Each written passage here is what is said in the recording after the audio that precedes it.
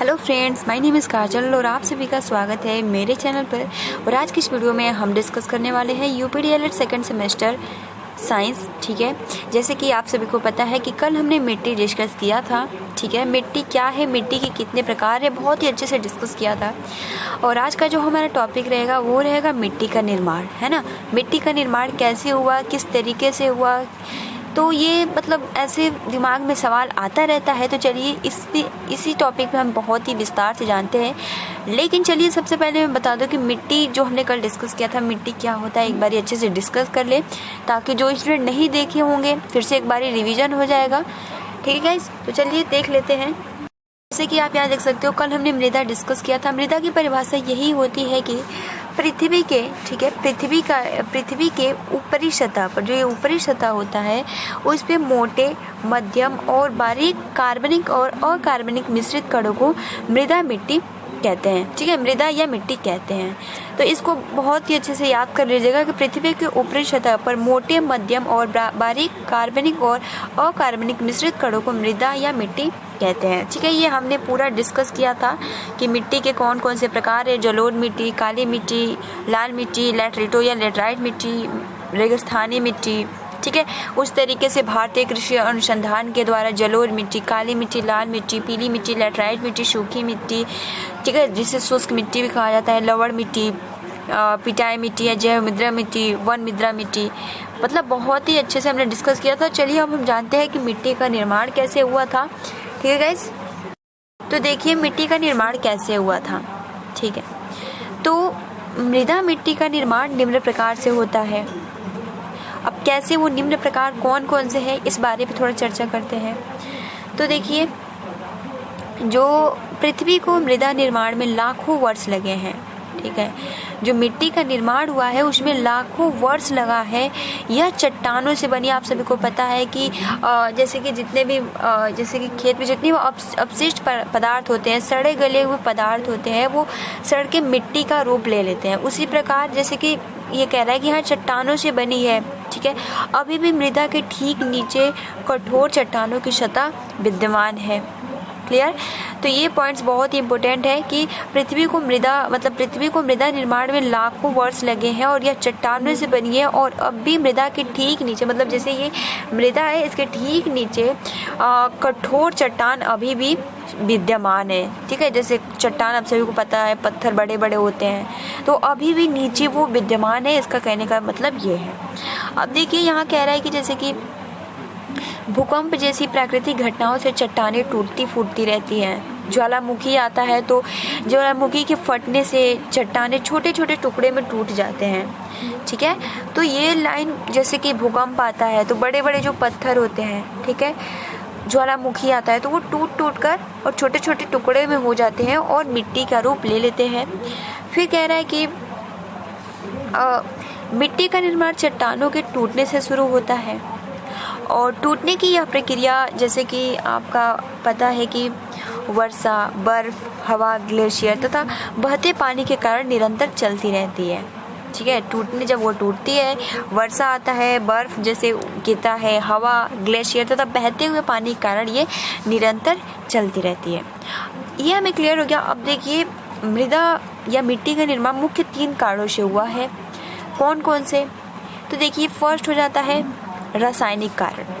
ठीक है, पहले तो आप याद कर लीजिए कि मुख्य 3 कारण कौन कौन से हैं, है ना, ताकि एग्जाम में पूछा जाए कि मिट्टी के निर्माण में मुख्य 3 कारण कौन कौन से हैं।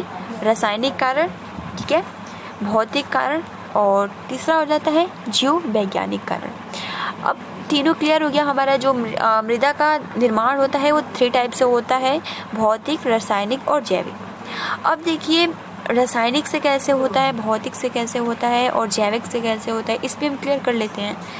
तो रासायनिक कारण जैसे कि नमी और वायु रासायनिक कारण है। ठीक है, नमी और वायु क्या है, रासायनिक कारण है।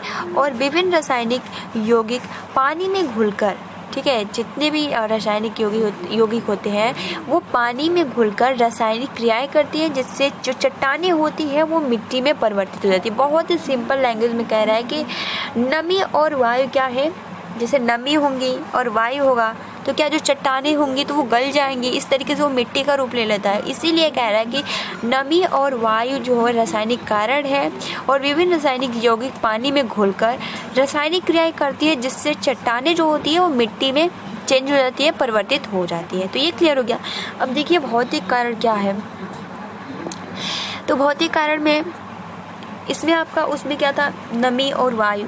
इसमें तापमान, पानी, बर्फ, गुरुत्व, वायु के भिन्न भौतिक कारण हैं जो अपने गुणों से चट्टानों के संकुचन और फैलाव से उन्हें तोड़ डालते हैं और वही बाद में टूट फूट के मिट्टी में बदल जाते हैं। तो भौतिक कारण ये भी क्लियर कर लीजिए कि भौतिक कारण में आपका तापमान आ जाता है, पानी आ जाता है, बर्फ, गुरुत्व और वायु के भिन्न भौतिक कारण हैं जो अपने गुणों से, ठीक है, जो भौतिक का गुण होता है उसके कारण चट्टानों के संकुचन और फैलाव को उन्हें तोड़ डालते हैं और वही बाद में जो चट्टान होता है जब टूट फूट जाता है, टुकड़े टुकड़े में बढ़ जाता है, तो वो मिट्टी में परिवर्तित होता है, मिट्टी में चेंज हो जाता है और इस तरीके से मिट्टी का निर्माण हो जाता है।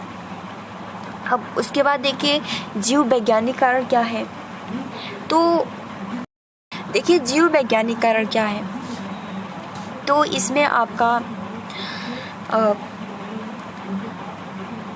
सूक्ष्म जीव आ जाता है, फफूंदियाँ, ठीक है, फफूंदियाँ, लाइकेन, मॉस आदि के जैविक आधार जो खनिजीय संरचना को बदल देते हैं। इनसे चट्टानों की भौतिक संरचना पर प्रभाव पड़ता है, ठीक है। जो सूक्ष्म जीव होते हैं, फफूंदियाँ होती है, लाइकेन होते हैं, मॉस होते हैं, इनसे जो चट्टान होता है बड़ा बड़ा ना, उनसे प्रभाव पड़ता है, इफेक्ट पड़ता है और वे मृदा निर्माण में सहायक बन जाते हैं। क्लियर। तो ये पॉइंट्स है जिनको आप अच्छे से नोट डाउन कर लीजिएगा, ठीक है। अब देखिए यहाँ कुछ इम्पोर्टेंट, जैसे कि मिट्टी के निर्माण के कारक कौन कौन से हैं, ठीक है। तो बस मैंने 5 कारक लिख दिया है। पहला आधारित चट्टान अथवा जनक पदार्थ, दूसरा जलवायु, तीसरा जैविक पदार्थ, चौथा स्थलाकृति और 5वां विकास की अवधि अथवा समय। तो देखिए इसमें मेन पॉइंट आप सभी को क्या याद करना है, इसमें यही याद करना है कि मृदा किसे कहते हैं, है ना, मृदा के कितने प्रकार हैं, जैसे कि हमने कल डिस्कस किया था। अब आज हमने डिस्कस किया कि मिट्टी का निर्माण कैसे होता है। तो 3 टाइप से होता है, ठीक है, चट्टानों से टूटकर बनता है। 3 टाइप का आपको पता है, रासायनिक हो गया, भौतिक हो गया और जैविक हो गया। तो ये 3 टाइप है, आप अच्छे से क्लियर कर लीजिएगा। तो फिलहाल ये वीडियो छोटी पड़ रही है, लेकिन गाइस आज के लिए इतना ही, क्योंकि एक टॉपिक है, अब इसमें ज़्यादा टाइम लेने से कोई फ़ायदा नहीं है। गाइस आज के लिए इतना ही, आप अपना अच्छे से प्रिपरेशन करते रहिए और कोई भी एग्ज़ाम डेट, यानी आपको पता है कि 1st सेमेस्टर का एग्ज़ाम होना अभी बाकी है, ठीक है। तो कोई भी इन्फो आती है तो हम आपको इन्फो ज़रूर करेंगे। आप अपने फ्रेंड्स मित्रों को ये वीडियो ज़रूर शेयर कीजिए। तब तक के लिए thanks for watching, take care and best of luck and see you again.